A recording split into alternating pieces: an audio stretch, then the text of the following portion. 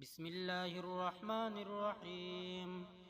ويل للمطففين الذين إذا اكتالوا على الناس يستوفون وإذا كالوهم أو وزنوهم يخسرون ألا يظن أولئك أنهم مبعوثون ليوم عظيم يوم يقوم الناس لرب العالمين. كلا إن كتاب الفجار لفي سجين وما أدراك ما سجين كتاب مرقوم.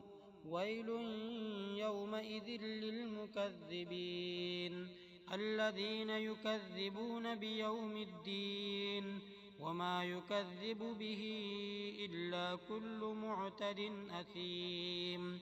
إذا تتلى عليه آياتنا قال أساطير الأولين كلا بل ران على قلوبهم ما كانوا يكسبون. كلا إنهم عن ربهم يومئذ لمحجوبون ثم إنهم لصالو الجحيم. ثم يقال هذا الذي كنتم به تكذبون. كلا إن كتاب الأبرار لفي عليين وما أدراك ما عليون كتاب مرقوم يشهده المقربون. إن الأبرار لفي نعيم على الأرائك ينظرون تعرف في وجوههم نظرة النعيم يسقون من رحيق مختوم ختامه مسك وفي ذلك فليتنافس المتنافسون.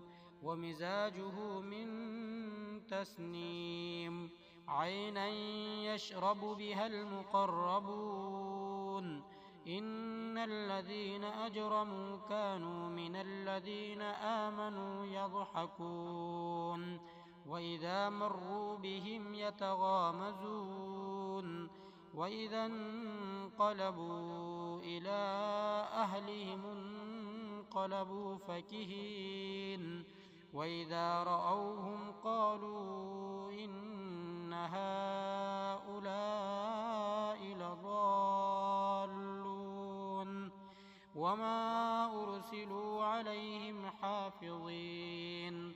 فاليوم الذين آمنوا من الكفار يضحكون على الأرائك ينظرون هل ثوب الكفار ما كانوا يفعلون.